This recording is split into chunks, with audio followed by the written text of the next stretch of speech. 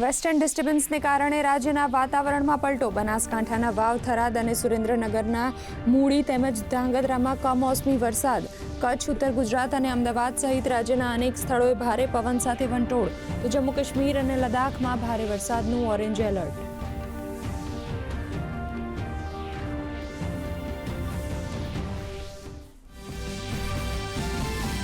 મુખ્યમંત્રી જામનગરને આપશે વિકાસ કાર્યોની ભેટ. જિલ્લામાં sewage treatment plant, road repairing, recarpeting સહિત ₹412 કરોડથી વધુની રકમના વિકાસ કાર્યોનું વર્ચ્યુઅલી કરશે લોકાર્પણ અને ખાતમુહૂર્ત. ખરાબ વાતાવરણને કારણે મુખ્યમંત્રીનો જામનગર પ્રવાસ રદ.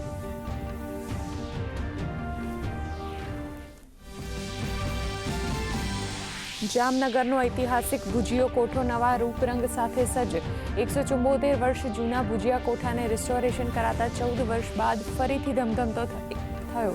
પ્રવાસીઓ આજથી ઐતિહાસિક ઇમારતને જોવાનો માણી શકશે લાવો.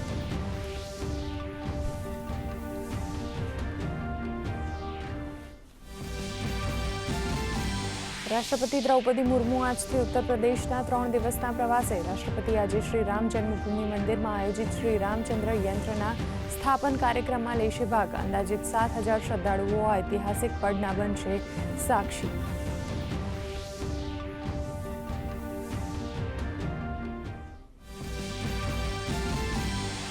પશ્ચિમ એશિયા સંકટના 20મા દિવસે તંગદિલી ભર્યો માહોલ. ઈરાને કતરના ગેસ પ્લાન્ટ અને ઔદ્યોગિક શહેર રાસ લફાન પર મિસાઇલથી કર્યો હુમલો. કતરના વિદેશ મંત્રાલયે ઈરાનના રાજદૂતો, સૈનિકો અને સુરક્ષા અધિકારીઓને દેશ છોડવા કરી તાકીદ. બંને દેશો વચ્ચે વધ્યો કૂટનીતિ તણાવ. ખાડી સહયોગ દેશોએ હુમલાની કરી ટીકા. ખાડી દેશોના ઇન્ફ્રાસ્ટ્રક્ચર પર હુમલાની અસરોને પગલે ભારતીય શેર બજાર પર છવાયું ગ્રહણ. સેન્સેક્સ 1600 આંક સુધી નીચે સરક્યો. નિફ્ટીમાં 500 આંક સુધીનું ગાબડું. બેન્કિંગ, ઓટો શેરોમાં ભારે વેચવાલી. સોના ચાંદીમાં પીછેહટ.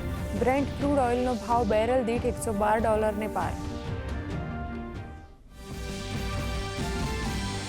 આસ્થા, શક્તિ અને ભક્તિના ઉપાસના પર્વ ચૈત્રી નવરાત્રિનો આજથી પ્રારંભ.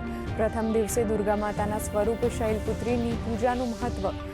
દેશભરમાં હિન્દુ નવ વર્ષ, ઉગાદી, ચેટીચાંદ અને ગુડી પડવાની ઉત્સાહભેર ઉજવણી.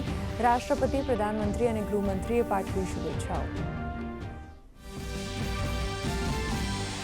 રાજ્યમાં ચૈત્રી નવરાત્રિના પર્વની ઉત્સાહભેર ઉજવણી. શક્તિપીઠ અંબાજી, પાવાગઢ, ચોટીલા સહિતના મંદિરોમાં ભક્તોની ભારે ભીડ.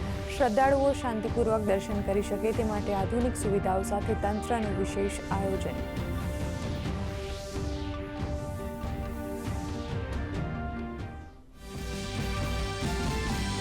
એક મહિના સુધી ચાલનારી ઉત્તર વાહિની નર્મદા પરિક્રમાનો આજથી પ્રારંભ. પવિત્ર નદી નર્મદાના કિનારે 30 કિલોમીટર લાંબી આધ્યાત્મિક યાત્રા કરવા શ્રદ્ધાળુઓનું ઘોડાપૂર.